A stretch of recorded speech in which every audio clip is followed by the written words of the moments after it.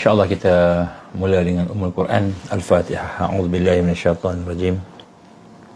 Bismillahirrahmanirrahim. Alhamdulillahi rabbil alamin. Ar-Rahmanirrahim. Maliki yaumiddin. Iyyaka na'budu wa iyyaka nasta'in. Ihdinas siratal mustaqim.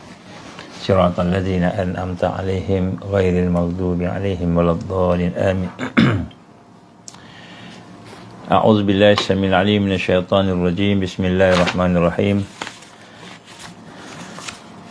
Innal hamdalillah nahmaduhu wa nasta'inuhu wa nastahdihi wa nastaghfiruh wa na'udzu billahi min shururi anfusina wa min sayyiati a'malina may yahdihillahu fala mudilla lahu wa may yudlil fala hadiya lahu asyhadu an la ilaha illallah wahdahu la syarika lahu wa asyhadu anna muhammadan abduhu wa rasuluh qala rabbi shrah li sadri wa yassir li amri wahlul 'uqdatam min lisani yafqahu qawli rabbi zidni ilman amma ba'd. Bismillah.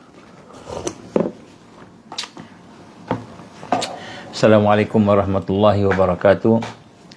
Alhamdulillah, pertama-tama kita bersyukur pada Allah Subhanahu Wa Taala diberikan kesempatan pada malam ini untuk bersama-sama kita dalam satu majlis ingat memperingati, untuk kita sama-sama membina satu perasaan, satu kekuatan, iaitu kita ingin sama-sama mendekatkan diri kita dengan Allah Subhanahu Wa Taala, ingin kita membina satu persiapan, iaitu membina kekuatan. Bagaimana yang difirmankan oleh Allah, yang diperintahkan oleh Allah, wa'idul lahu mastata'tu min quwwah. Allah Ta'ala memerintahkan kita supaya sentiasa meningkatkan, mempersiapkan diri kita untuk membina kekuatan. Dan kekuatan itu adalah merupakan satu perkara yang penting, terutamanya pada hari ini, berkenaan dengan pembinaan tajdid dan amal Islam. Jadi pada hari ini kita telah menyaksikan di hadapan kita banyak perkara-perkara yang menggambarkan kepada kita tentang perkara yang desperate, perkara yang desperate yang dilakukan oleh pihak musuh. Pihak musuh banyak. Antara perkara-perkara desperate yang dilakukan oleh pihak musuh pada hari ini, saya nak menceritakan sedikitlah gambaran kepada tuan-tuan perempuan sekalian supaya kita boleh memahami beberapa perkara yang sedang berlaku. Antaranya yang kita melihat berlaku kepada perancang-perancang jahat antarabangsa, iaitu mereka telah mengadakan satu pertemuan di Davos, iaitu World Economic Forum, satu pertemuan di Davos, dan dalam pertemuan itu mereka telah mereka masih lagi bertemu, satu pertemuan itulah, iaitu pada 15 hingga 19 Januari. Sekarang masih lagi lah, sekarang ni 16 Januari, semalam mulalah. Jadi pertemuan WEF, World Economic Forum di Davos, menyatakan tentang perkara-perkara yang menggambarkan tentang perkara yang mereka mahu berbincang. Antaranya yang berkenaan dengan pelaksanaan AI. Kerana mereka kena mempercepatkan pelaksanaan AI itu, kerana mereka mahu menguasai seluruh aspek kehidupan manusia. Sebenarnya inilah yang digambarkan oleh Hariri, saya tak ingat siapa nama dia, Yuval Hariri, penasihat WF, bagaimana mereka ingin mencipta satu golongan yang digambarkan sebagai hackable animal. Human sebagai hackable animal, human sebagai manusia, sebagai binatang yang boleh digodam, Ini antara perkara yang mereka nak buatlah. Bismillah. Jadi mereka melaksanakan perkara-perkara tentang AI ni, mereka nak bincanglah. Jadi di Davos pada kali ini meeting mereka akan bincangkan tentang artificial intelligence, dan kaitan-kaitannya lah. Ini mereka nak buat, mereka bincang. Sebab tu kita hari ini nak kena faham bagaimana sebenarnya antara perkara-perkara yang penting yang mereka sedang laksanakan pada hari ini ialah untuk menjadikan manusia itu makhluk yang boleh dihack, boleh digodam, dengan memasukkan smart material seperti graphene oxide ke dalam tubuh badan manusia melalui injection ataupun melalui minuman, ataupun melalui apa yang digambarkan sebagai pemakanan. pemakanan yang boleh dibuat di lab contohnya. Jadi ini antara apa yang mereka plan. Jadi nak sebut kat sini, mereka ingin mempercepatkan supaya mereka boleh melaksanakan agenda 30, agenda 30 yang mungkin sebagian kita dah tahu. Begitu juga mereka akan berbincang berkenaan dengan bagaimana nak mencetuskan peperangan. Bagaimana nak mencetuskan peperangan World War III. Mereka nak peperangan itu berlangsung. Kenapa mereka nak peperangan itu berlangsung? Kerana peperangan itu akan menyebabkan mereka boleh kontrol certain aspek daripada kontrol, kebebasan, PKP dan sebagainya. Jadi sebab itu salah satu asbab kenapa Israel masih lagi menghentam Hamas ataupun Palestin sampai ke hari ini, walaupun kecaman demi kecaman telah dibuat ke atas Israel. Sampaikan pihak South Africa telah membawa kepada International Criminal Court of Justice, Criminal Court of Justice, dan mereka telah mendakwa Israel sebagai orang yang ataupun negara yang melakukan genocide ke atas penduduk Palestin. Jadi sampai peringkat dah berlangsung satu pendakwaan di peringkat antarabangsa ke atas Israel, tetapi mereka masih terus menyerang, tak takut pun dengan akibat daripada serangan-serangan mereka, walaupun mereka nampak macam mereka tak boleh menang. Dan digambarkan oleh penganalisa dari Amerika, dari bekas-bekas tentera Amerika, menyatakan bahawa apa yang dibuat oleh Israel itu bukan hanya akan menghancurkan Israel, akan menjahanamkan Israel. Maknanya selepas dari peperangan ini, sekiranya berterusan, maka apa yang berlaku ialah mereka akan hilang daripada peta bumi. Jadi Israel akan hancur, hilang dari peta bumi, tak ada dah. Lepas ni tak ada dah. Jadi yang kita faham daripada hadis Nabi SAW, sekiranya Israel hancur, maka itulah peperangan-peperangan yang akhir yang akan menyebabkan umat Islam menang. La taqumu sa'ah hatta yuqatil al-muslimun al-yahud. Jadi tidak akan berlaku kiamat sehinggalah orang Islam memerangi orang-orang Yahudi, dan kemudian orang Islam akan mencari mereka sampai orang Yahudi kalah. Bila kalah, mereka akan berlari di belakang pokok, di belakang batu. Maka pokok dan batu akan memanggil orang Islam, ya Abdullah, wahai hamba Allah, ya Muslim, wahai orang Islam, datang sini, ta'al, datang sini, di belakang aku ni ada Yahudi, bunuh. Jadi maknanya sekiranya inilah masanya, maka sudah tentulah selepas ini kemenangan akan milik orang Islam. Jadi apa yang digambarkan oleh pihak penganalisa tentera Amerika, menyatakan ini, analisa ni bukan daripada kerajaan Amerika, tapi daripada orang-orang cerdik Amerika. Dia menyatakan bodohnya Biden dan Amerika yang meneruskan polisi menyokong Israel, kerana apa yang berlaku akan menyebabkan Israel ni akan habis, Israel akan hancur.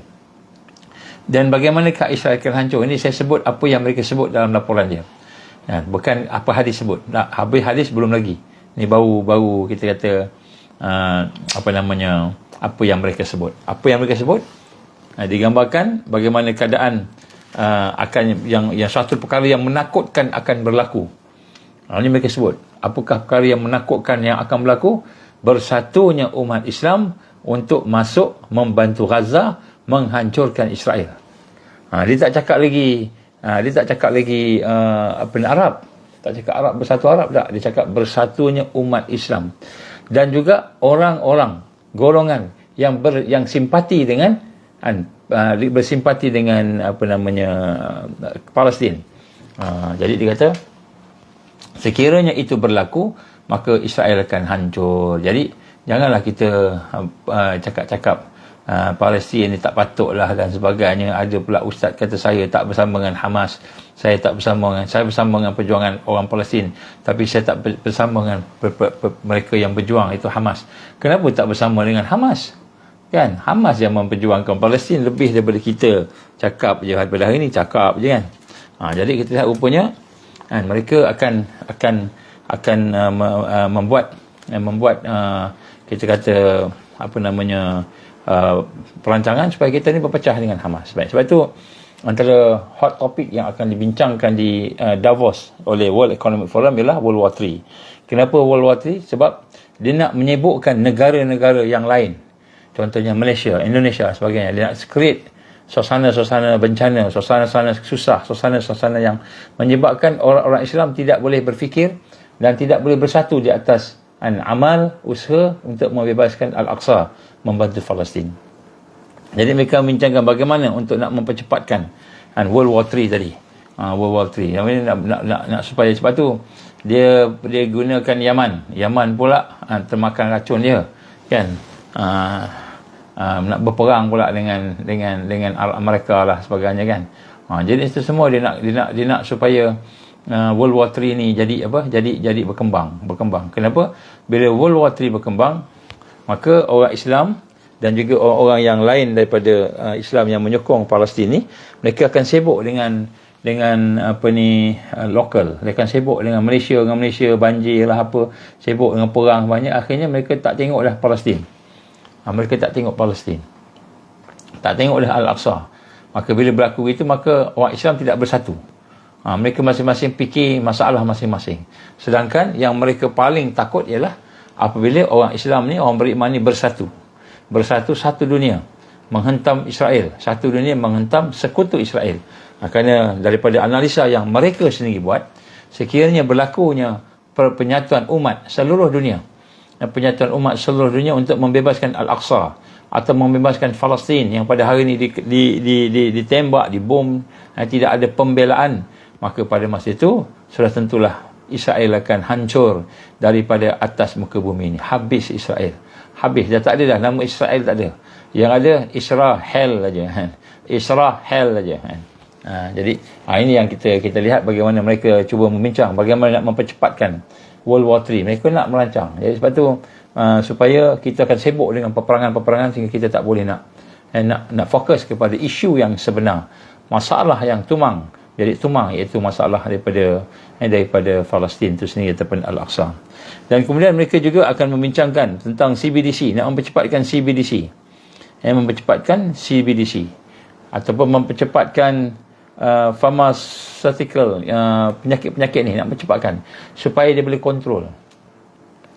Digital ID contohnya, digital currency nak percepatkan. Jadi perjumpaan WEF, World Economic Forum di Davos pada 15 hingga 19 yang sedang berlangsung pada hari ini, Januari ini, adalah merupakan satu perjumpaan yang akan cuba nak activate macam mana kita boleh cuba activatekan control all over the world. And control yang paling besar sekali adalah CBDC, iaitu Central Bank Digital Currency. Mereka nak buat, mereka target 2025 satu dunia dah dapat dah. Mereka target lah 2025 Malaysia, Indonesia semua dah ada. 2024 sebenarnya kalau ikut perancangannya 2024 Malaysia ni dah fully pledge dengan CBDC. Itu perancangan mereka. Tapi Allah izin, itu mereka rancang. Allah rancang tak boleh nak buat. Kenapa tak boleh buat? Banyak masalah infra, macam-macam masalah yang mereka sendiri hadapi. Kalau kat Malaysia ni masalah perpecahan pula. Kalau kita kata kerajaan nak buat, dia menggunakan kerajaan Malaysia contohnya nak buat CBDC ataupun nak buat digital ID yang komplit sehingga boleh sampai masukkan chip, microchip, nanochip dan sebagainya. Mereka nak buat cepat. Jadi di kalangan kerajaan pun dengarnya ada berpecah juga, bergaduh juga. Jadi rupanya dalam kerajaan ni ada dua tim yang besar, kan. Sama ada tim yang daripada tim yang Melayu tu, tim Cina-Cina tu, yang mana kepartian politik tu maknanya dah serut kepartian. Jadi kerajaan kita ni dia ada kerajaan perpaduan banyak parti. Jadi antara parti-parti tu masing-masing ada kepentingan masing-masing. Allah gambarkan, kamu nampak mereka bersatu, berpadu, kerajaan perpaduan, tapi sebenarnya hati-hati mereka berpecah.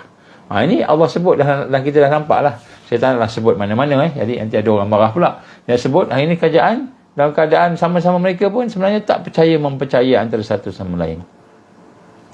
Begitu juga di kalangan, kalau kita dengar pula lebih teruk lagi dalam parti sendiri.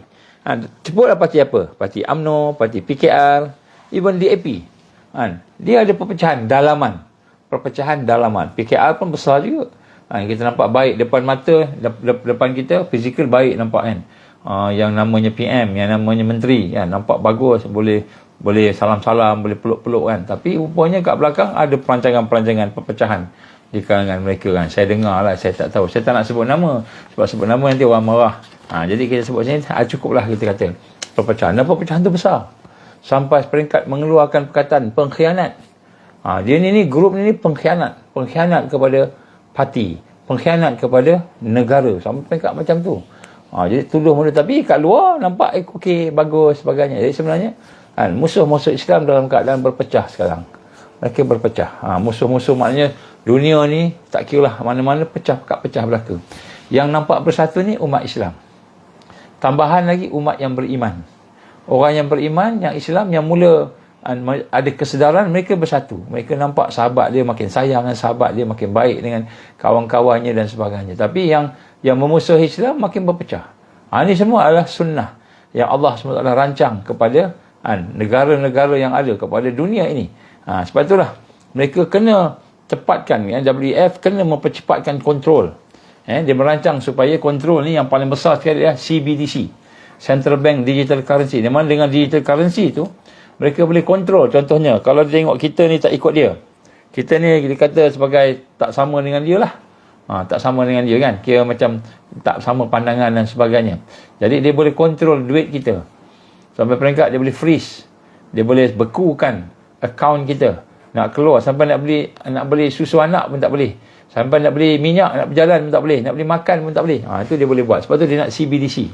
Dan kemudian orang-orang lain semua yang ada apa-apa semua dia akan kontrol. Sebab tu kita menggalakkan pada malam ni, saya nak sebut kepada tuan-tuan puan-puan sekalian, sekiranya tuan-tuan puan-puan ada simpanan ringgit ataupun Amerika US dollar ataupun Sing dollar ataupun Brunei dollar, Thailand baht, apa saja duit fiat money ini, tukar kepada emas. Sekarang masanya tukar kepada emas. Tukar emas. Kalau duit tak ada, duit tu nak gunalah. Janganlah duit yang kita nak guna, duit yang kita simpan. Tukar kepada emas.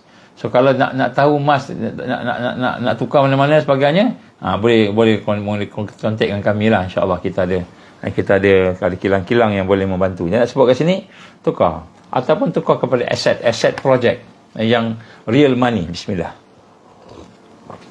Iaitu aset-aset yang mana dia akan menjadi sebagai satu, apa dia panggil, maknanya kalau kan harga naik ke harga turun ke, dia tetap seperti beras. Aset-aset yang ada nilai kan, ataupun tanah, sebagainya lah. Baik, ini contoh.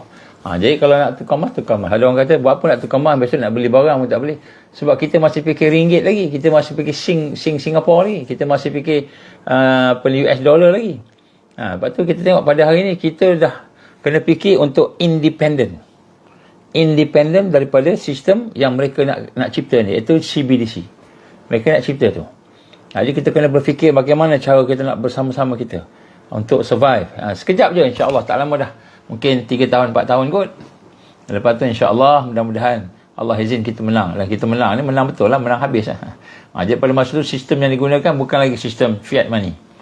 Semua sistem yang bebas daripada riba. Bebas daripada riba. Ini semua adalah condition sekarang. Sebab tu mereka telah berjumpa ni untuk nak mempercepatkan WEF, mempercepatkan CBDC, dan begitu juga dengan mempercepatkan drugs, penggunaan vaksin, penggunaan ubat, supaya mereka boleh kontrol manusia. Jadi ubat-ubat tu, emas macam mana, tak apa, 999 ke 916 ke, tak kira, tak apalah, yang penting emas. Kalau 999 lagi bagus, dia pure kan. Jadi maknanya, ataupun perak kan boleh, dirham ataupun silver boleh juga tukar kepada benda yang ada harga, insya-Allah. Jadi saya akan cerita tentang itu kemudian. Kita akan ada satu sesi khas tentang sistem ekonomi dan keuangan, kita akan cerita nanti. Maknanya kita boleh nak keluar daripada sistem CBDC. Dah ada solusinya, insya-Allah ada solusinya. Nanti kita akan bincang.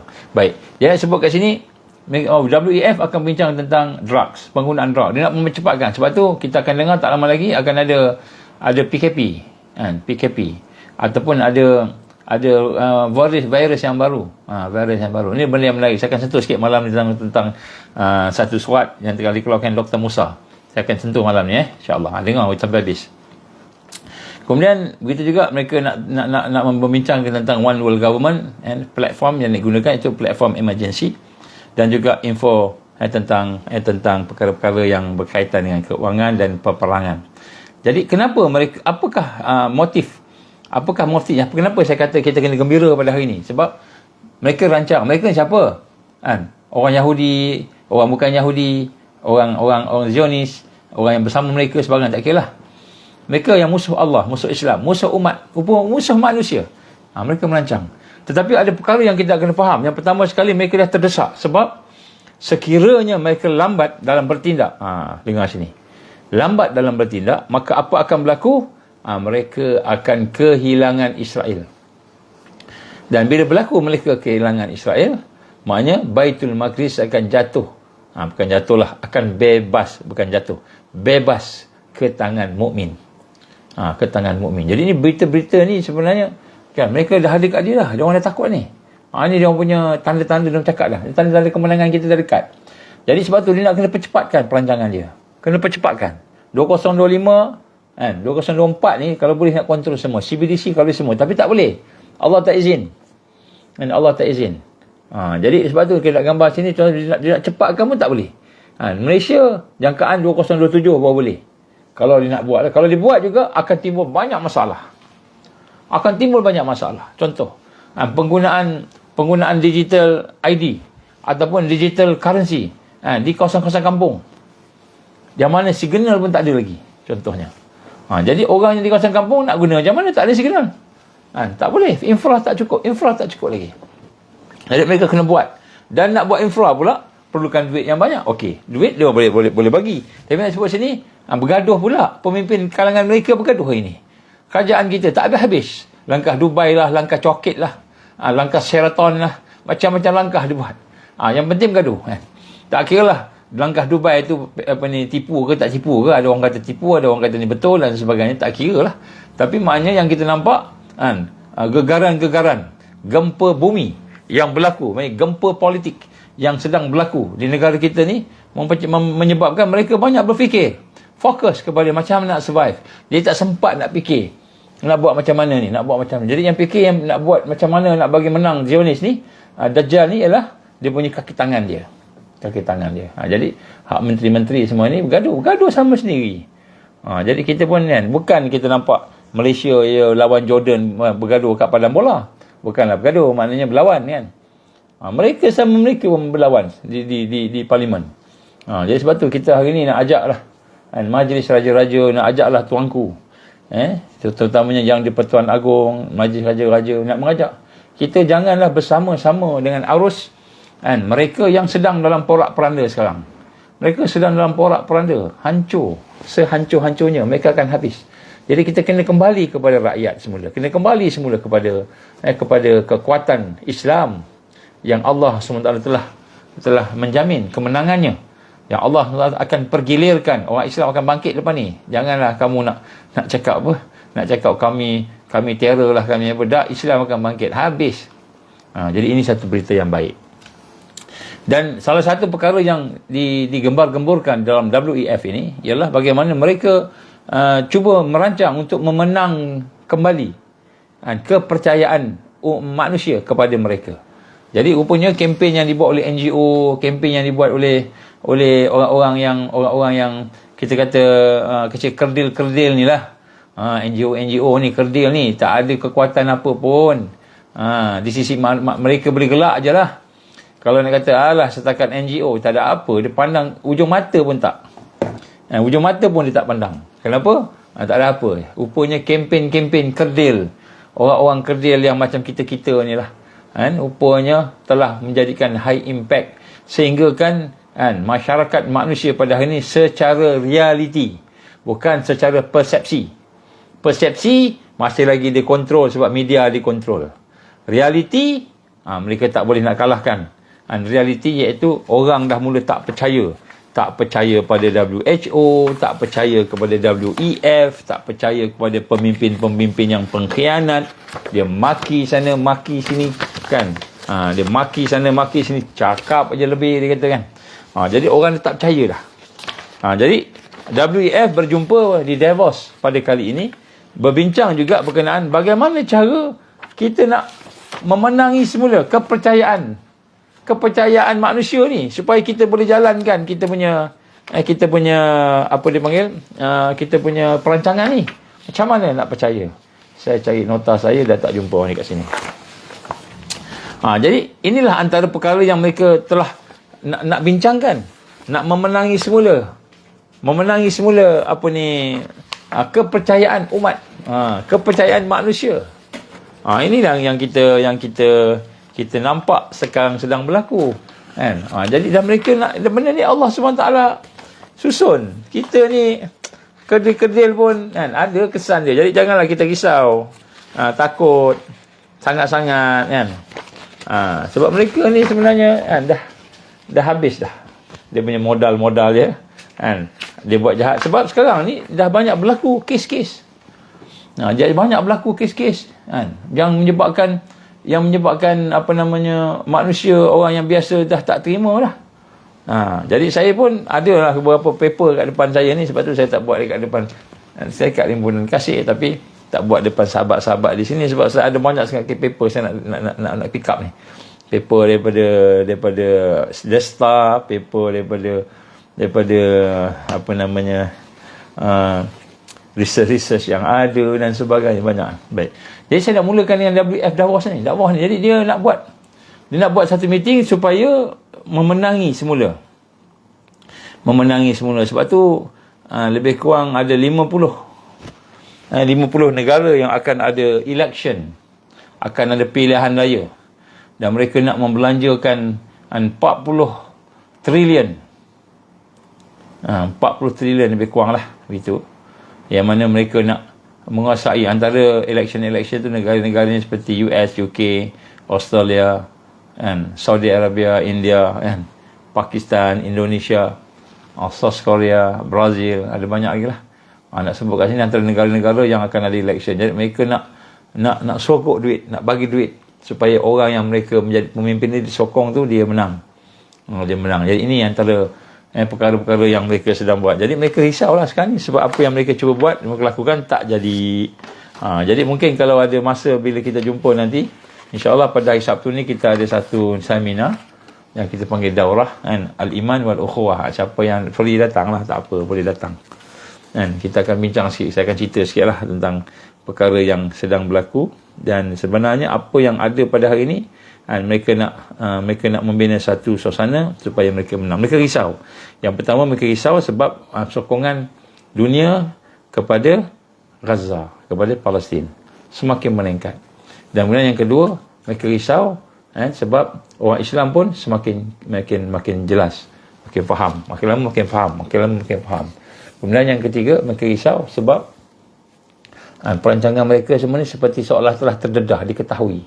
Jadi yang mendedahkannya NGO ni, yang kerdil-kerdil ni, macam kami ni, tuduh macam-macam, anti vaksin lah, macam-macam dia tuduh kita, kan. Dan kemudian yang paling besar sekali mereka bimbang ialah kerana sekiranya mereka lambat bertindak, iaitu cuba menghancurkan Hamas, Palestin, dan cuba menguasai Palestin, kemudian lepas itu menguasai kumpulan-kumpulan yang lain di luar daripada Palestin tadi, maka sudah tentulah umat Islam akan bergabung.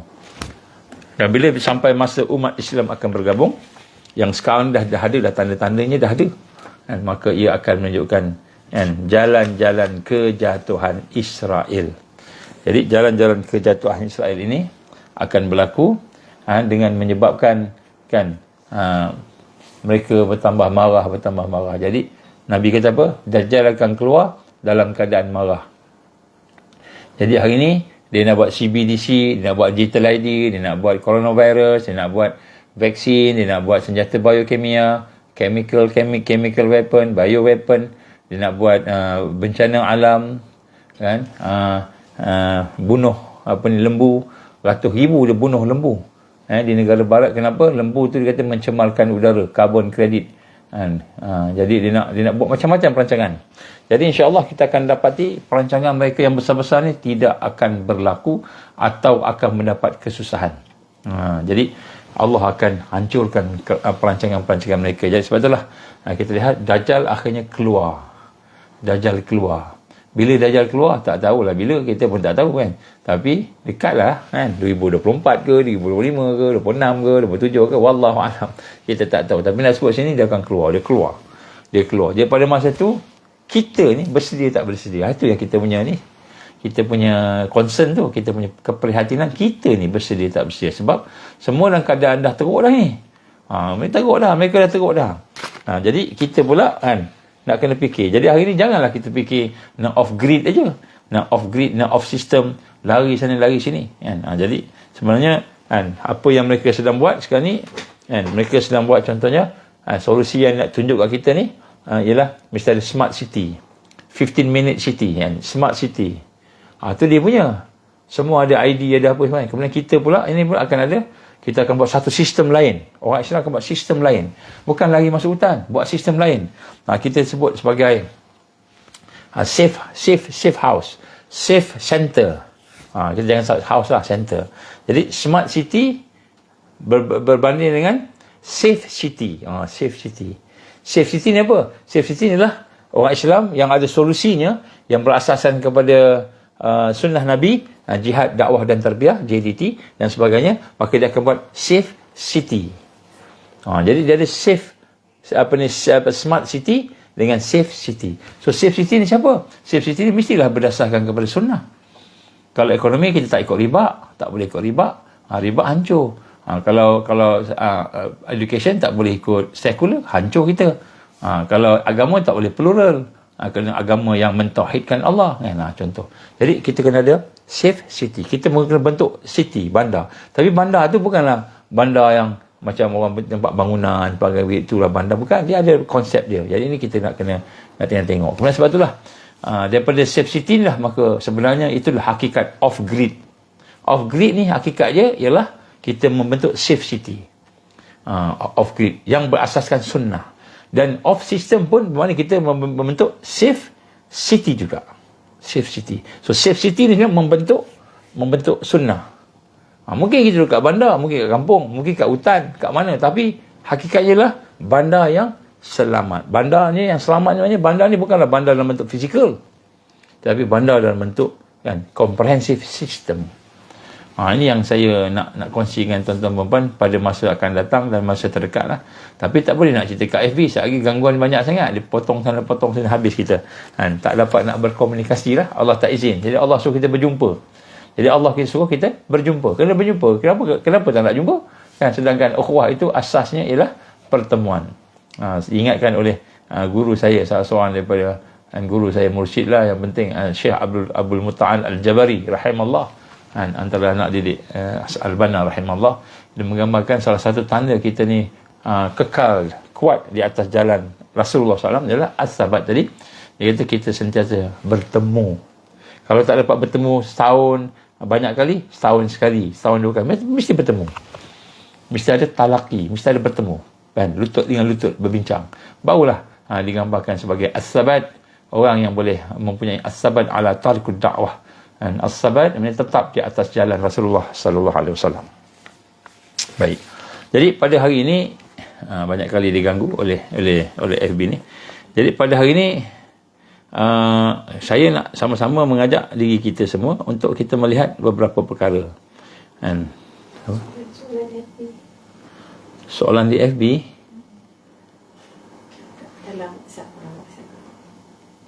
jadi saya akan jawablah soalan-soalan SB ni kalau tak sempat. Hari ni saya jawab kemudian lain sebab banyak sangat saya nak sampaikan hari ni. Banyak sangat ni, banyak benda ni. Ada berpages-pages depan saya ni. Sebab tu saya tak panggil untuk nak tengok semua dekat dalam FB. Baik. Saya nak menggambarkan tentang satu perkara yang menjadi tunjang kepada kefahaman yang ada pada masyarakat hari ini, yang membezakan di antara mereka yang nak mengadakan safe city dengan safe city dengan smart city. Bismillah. Kita bayangkan smart city, 15-minute city. Itu semua dia orang punya lah. Kita punya safe city. Safe city ni sunnah, tak sesat. Kata Nabi SAW, siapa yang ikut Quran dan sunnah maka tak sesat. Ni safe city. Tu konsep dia. Kemudian tengah-tengah tu antara safe city dengan smart city tu ada zombie. Siapa zombie ni? Itulah orang yang dah kena bioweapon. Orang yang kena bioweapon, yang kena chemical weapon. Nak menghancurkan nyamuk Aedes dengan menambah bilangan nyamuk Aedes. Dia kata nyamuk Aedes tu akan perang. Dia ingat macam dia boleh buat perang-perang macam tu. Jadi nak menghancurkan Aedes, kita tambah nyamuk Aedes. Alasannya supaya nyamuk Aedes ni besok dia ada bakteria. Bakteria tu akan membunuh nyamuk Aedes tu. Jadi nyamuk Aedes tu akan berkahwin dengan Aedes tempatan. Jadi Aedes yang ditambah, mungkin Aedes tu daripada Amerika. Jadi cakap orang putih. Jadi nak bergaul dengan Aedes lokal. Aedes lokal ni Aedes yang ada kat negara kita ni. Maka bila bergaul, dia berkahwin. Bila berkahwin, maka bakteria-bakteria yang ada pada ataupun kuman lah, racun lah yang ada pada Aedes Amerika ni akan pergi ke Aedes lokal. Jadi Aedes lokal ni dia adapt, dia pandai, dia tengok ni orang luar ni bukan Aedes kita kat sini ni. Lain dia, cara cakap pun tak sama. Jadi dia nak berkahwin tu bukan boleh terus kahwin. Silap-silap kan. Dia pula attack sama-sama sendiri ataupun sebagainya. Wallahualam lah. Jadi banyak benda lah yang diorang buat perancangan-perancangan semua tu. Jadi insya-Allah kita akan dapati kan, bila kita hidupkan hadis sunnah, kita hidupkan Quran, maka semua perancangan akan hancur. Dan pada masa itulah Dajjal marah dia keluar, tiba-tiba keluarlah Al-Mahdi ataupun keluarlah Isa alaihissalam membunuh dia, habis, menang kita. Apakah yang menjadi satu perkara yang penting yang kita kena faham hari ini, bahawa iblis dia telah mencipta agama baru. Kita nak cerita pasal agama baru. Dan agama baru ini ialah merupakan agama yang lahir daripada iblis. Apakah agama baru ini? Agama baru inilah yang digambarkan kepada agama sains dan teknologi. Agama astro. Agama yang ada di dalamnya sains dan teknologi yang tidak terikat, tidak diasaskan, tidak berdasarkan kepada iman Islam ataupun mentauhidkan Allah. Saya bukan nak kata sains ni tak bagus, bukan.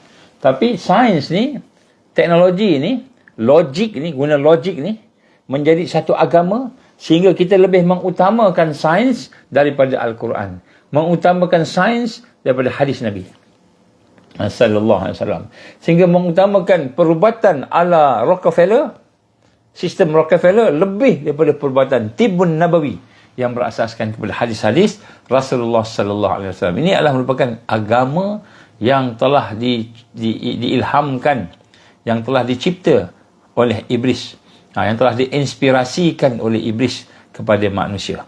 Maka akibat daripada itu, maka manusia pun disihir dengan agama baru tersebut. Kita percaya kepada sains, tipologi. Kita percaya kepada sains sampai kita yakin. Dan kita yakin sampai kita menolak apa yang sepatutnya. Sedangkan agama itu adalah merupakan, agama sains itu adalah merupakan agama untuk nak menegakkan keakuan, menegakkan manusia, kedudukan dia. Jadi iblis menggunakan satu strategi untuk menggunakan seolah ilmu itu adalah satu yang paling mulia, lebih mulia daripada yang lain. Maka ilmu yang mulia itu adalah ilmu fizikal, science. Sehingga kita hari ini nampak sains itulah menunjukkan kehebatan kita. So yang paling tinggi sekali dalam masyarakat kita ni orang PhD. Kalau kata PhD ni dia paling best lah, paling tinggi sekali. PhD di dalam apa tak kira ilmu apa, usuludin ke, biologi ke, biomedical ke, PhD dalam sains ke, PhD dalam agama, PhD. Maknanya yang paling tinggi sekali lah ilmu. Betul, ilmu ni satu yang diperlukan, cahaya. Tetapi yang paling tinggi sekali bukan ilmu. Yang paling tinggi sekali sebenarnya ialah al-iman, al-yaqin. Ataupun yang paling tinggi sekali ialah mentauhidkan Allah. Ini bagi kita umat Islam. Mentauhidkan Allah paling tinggi. Paling saya akan tunjuk ni sekejap lagi ni. Jadi sebab itulah suatu yang telah dibawa oleh mereka sehingga kan menyebabkan kita ni merasa diri kita yang bagus, diri kita yang paling tinggi, mempertahankan. Seorang yang ada PhD bercakap dengan seorang yang bertakwa bercakap, kan? Orang akan ambil PhD tak tengok takwa dia. Takwa ni apa? Tengoklah perangai dia, akhlak dia. Tengoklah cara dia beradab dengan manusia, sama manusia dan sebagainya, kan? Contoh. Jadi takwa tu tak jadi. Sedangkan Allah kata inna akramakum indallahi attaqakum. Jadi orang yang paling tinggi, yang paling mulia dia adalah orang yang paling bertakwa. Itu Allah punya definisi. Itu Allah punya standard. Tapi hari ini yang paling mulia kali orang yang berilmu. Kita tak nyatakan, taklah kita menafikan ilmu tu penting. Tapi bukannya membawa seorang itu paling mulia. Yang paling mulia adalah at-taqwa. Yang lahir daripada ilmu, yang lahir daripada hati yang bersih. Kan? Spiritual. Yang lahir daripada perasaan-perasaannya, nafsu yang terkawal. Jadi sebab itulah kita lihat hari ini, apa yang berlaku ialah kita mempertahankan, kan, kedudukan, kepentingan diri kita. Kepentingan apa yang ada pada kita ni lebih daripada kita mempertahankan perintah Allah. Apa yang penting? Yang penting dapat numbers. Kenapa? Dengan numbers kita boleh menang pilihan raya. Yang paling penting numbers. Sebab tu bila dah menang pilihan raya, dia tak fikir apa lain. Kerana dia nak kuasa je. Dia fikir nak kuasa, macam mana nak maintain kuasa pula. Supaya kerajaan tak jatuh, kerajaan saya tak jatuh. Begitulah, kan. Jadi inilah kita melihat bagaimana keunggulannya menjadi satu yang mengungguli manusia, mengungguli diri kita. Itu sains. Kita jadi orang yang bermegah-megah dengan debat, suka berdebat. Semua suka debat, kan, begitu. Dan inilah yang digambarkan sebagai proses untuk menjadikan keakuan, bukannya kehambaan. Bukannya kehambaan. Dia berbeza. Keakuan dengan kehambaan. Jadi kehambaan ni ialah orang yang ada iman, ada takwa tadi, maka dia akan menundukkan diri dia pada Allah. Menundukkan dirinya pada kebenaran. Tapi yang keakuan ni, aku betul. Aku dah buat kajian dah. Aku dah belajar dah. Aku dah hafal dah. Aku dah ada ilmu dah. Engkau tak ada ilmu. Engkau tak belajar. Engkau tak ada PhD. Engkau bukan bidang agama. Engkau bukan bidang hadis. Aku bidang hadis. Keakuan yang lahir daripada ilmu. Bukan kehambaan. Jadi ini yang kita kena tengok. Ini menyebabkan agama sains itu dimulakan dengan hawa nafsu sebagai Tuhan. Kenapa? Nak jadi orang-orang yang lebih dikenali tadi, ataupun yang lebih hebat. Dari sinilah kita melihat ilmu itu sehingga akhirnya menjadikan saya ni lebih baik daripada kamu. Aku ni ana khair minhu. Saya lebih baik daripada kamu. Inilah antara agama sains. Sebab tu hari ini sampai peringkat orang tolak Quran. Kenapa? Dia mempertahankan sains. Dia kata tak ada ubat. Tapi kan Nabi kata semua penyakit ada ubat. Semua penyakit ada ubat. Jadi sebab tu kita tengok hari ini bagaimana keadaan yang berlaku pada hari ini dah dipanggil sebagai the Great Deception. Satu tipu daya yang besar. Yang menyesatkan. Dan yang sesat dan menyesatkan. Inilah yang dibimbangi oleh Rasulullah sallallahu alaihi wasallam, iaitu lahirnya mereka yang sesat dan menyesatkan, a'imma mudillin, mereka yang apa?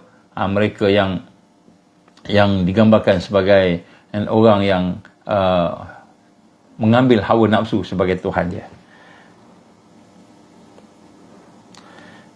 Sehingga menjadi apa yang sebagai digambarkan oleh Allah dalam surah Al-A'raf, qala ma mana'aka alla tasjuda iz amartuk. Kan? Allah bertanya kepada iblis, sedangkan Allah yang Maha mengetahui, kan, nak bagi kita pengajaran. Apakah yang menghalang kamu, menyekat kamu untuk sujud hormat, kan, ketika aku perintah? Dia berkata kepada iblis. Maka apa jawab dia? Qala ana khairu minhu. Aku lebih baik daripada dia. Khalaqtani min nar. Aku dijadikan daripada api. Wa khalaqtahu min tin. Dia dijadikan daripada tanah. Tanah liat. Aku lebih baik daripada dia. Inilah fakta-fakta fizikal ni. Kan, sains. Aku lebih baik daripada dia. Jadi sebab tu kita kena berhati-hati. Kita kena minta perlindungan daripada Allah Subhanahu Wa Taala. Kerana itulah antara perkara-perkara yang akan menyebabkan kita rosak. Kita merasa keunggulan diri kita dengan semua ilmu kita. Keunggulan diri kita sebab kita ikut WHO. Nampak hebat. Ada pakai tie lah, pakai coat lah kan, contoh lah. Orang tengok macam itu kan. Jadi inilah menyebabkan kita ni sebenarnya menjadi mengikut agama disebut astrologi, agama menerima pemikiran sebagai pemilikan kuasa. Kebendaan itu sebenarnya memberi bekas kepada kesenangan, kepada kebahagiaan, kepada kekuatan. Ini nak sebut bagaimana kita percaya sains lah. Sains itulah fakta, inilah fakta, inilah fakta, inilah fakta. Fakta ni fakta sains. Sedangkan kita melihat kan, apa beza Al-Quran dengan sains? Kan, sains secara konstan sentiasa diperbaiki. Sains sentiasa secara konstan sentiasa diperbaiki. Kan? Quran ataupun Islam tetap tidak pernah diperbaiki. Memang dia dah paling tinggi dah. Al-Islamu ya'lu. Islam tu paling tinggi. Wala yu'la alih. Tak ada yang lebih tinggi. Jadi sains dia sentiasa diperbaiki. Contoh. Kalaulah sains ni terror sangat, kenapa kita nak kena ada sampai 5 dos? Kenapa kita nak kena ada sampai 5 dos? 1 dos cukup lah. 1 dos cukup. Berapa sampai 5 dos? Maknanya tak berjaya. Dulu, masa kita tak ambil satu dos, kan, dia kata siapa yang tak ambil 1 dos, unvaccinated, dia kata. Jadi, kita pun tertipu. Ambil lah 1 dos. Tiba-tiba ada dos nombor 2 pula. Jadi, bila datang dos nombor 2, siapa yang tak ambil dos nombor 2, unvaccinated pula. Unvaccinated pula. Padahal, dah ambil dah dos 1 tadi. Unvaccinated, dia kata. Okey, tak apalah. Kemudian, datang pula dos nombor 3. Jadi, siapa yang tak ambil dos nombor 3, unvaccinated lagi. Unvaccinated lagi. Jadi, dah dos nombor 3 pula. Jadi, kalau saya ambil dos nombor 3 ni, vaccinated tak? Vaccinated lah. Kata, vaccinated. Bolehlah masuk masjid, pergi umrah, pergi mana. Bolehlah. Kita pun yang kena tipu, ambil lah. Tiba-tiba, sekarang dah ada booster pula. Dos keempat, booster. Siapa yang tak ambil dos keempat? Unvaccinated. Mana tu? Jadi sains ni sentiasa berubah. Berubah. Jadi sains ni pandai ke Quran yang pandai ni? Contoh, ini kita ikut logik lah. Logik dia lah kan. Sekarang ni pula, kata menteri, ada 5 dos pula. So, siapa yang tak ambil 5 dos ni, dia unvaccinated. Walaupun dia dah ambil dos 1 tadi, dos 2 tadi, dos 3 tadi, dos 4 tadi. Still, you are unvaccinated kerana you tidak ambil apa? Tidak ambil dos yang kelima. Jadi sains ni berubah semua. Sentiasa berubah-ubah. Islam tak berubah. Quran tak berubah. Quran kata beginilah.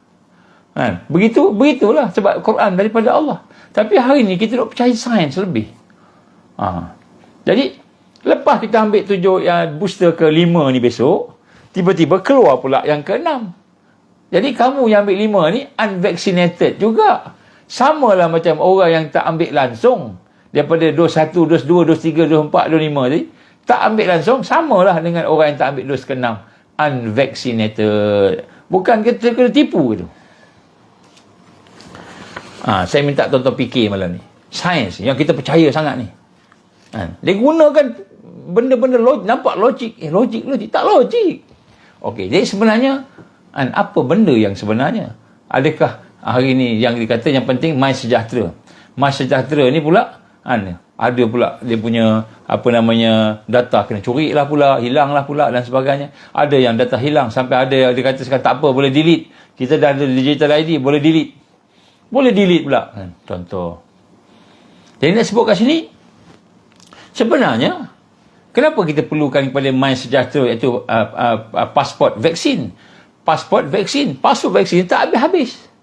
Lepas satu. Lepas satu. Kita tidak akan sentiasa vaccinated. Tak akan.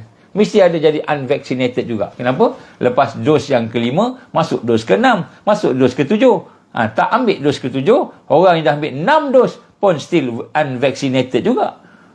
Sehinggalah sampaikan 500 dos. InsyaAllah lah. Tak sampai 10 dos rasanya dah inna lillahi wa inna ilaihi raji'un. Jadi sebenarnya yang kita perlukan bukan vaksin pasport ataupun pasport vaksin. Bukan. Yang kita perlukan sebenarnya ialah immune pasport. Pasport immunity pasport. Pasport yang menunjukkan tentang immunity kita. Bukan yang menunjukkan tentang vaksin dah ambil ke tak ambil. Sebab vaksin tu pun diambil, tu dikatakan ambil supaya memperkuatkan imunisasi kita. Kan? Jadi sebenarnya macam tu. Jadi sepatutnya yang kita perlukan bukan pasport vaksin. Berapa banyak kamu dah ambil vaksin. Yang kita perlukan berapa sihat kamu, iaitu imun kita ni. Dan sedangkan nak cek imun ni tak adalah mahal sangat, tak susah sangat. Kita boleh cek. Okey. Kemudian yang kedua nak sebut sini, dah di-inject. Bila kita inject, kita follow up tak? Follow up tak? Sihat tak sihat? Ada side effect kesan sampingan ke ada ke tak ada? Tak ada check. Mana doktor ada lah doktor yang bertanggungjawab ada. Kita ada kawan-kawan kita doktor yang bertanggungjawab, dia akan check patient dia. Jadi tak ada. Jadi sebenarnya yang penting tu bukan vaksin, pasport vaksin, bukan. Yang penting ni pasport imun. Sejauh mana kita imun, tu yang penting. Jadi kalau imunisasi dalam badan kita ni dah complete, dah 100%, maknanya datanglah virus baru, kita ada kekuatan imunisasi yang boleh lawan virus tu tanpa perlu kita kepada injection, itulah yang sepatutnya. Jadi kita kena tipu. Kita percaya sangat dengan sains tadi sampai kita kena tipu. Sepatutnya bukan pasport vaksin, tapi pasport immunity.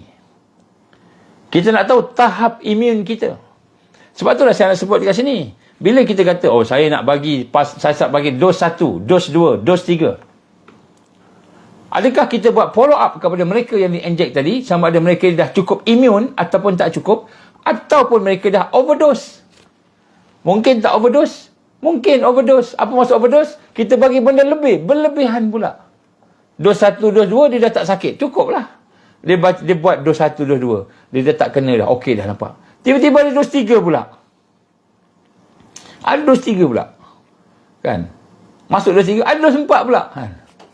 Kemudian nak sampai sikit. Jadi dia kata, kamu dah ambil 2 dos, 3 dos. Mati tak? Tak mati. Maknanya vaksin tu bagus lah. Kan? Bukan vaksin yang bagus. Yang bagus, imuniti kita yang bagus.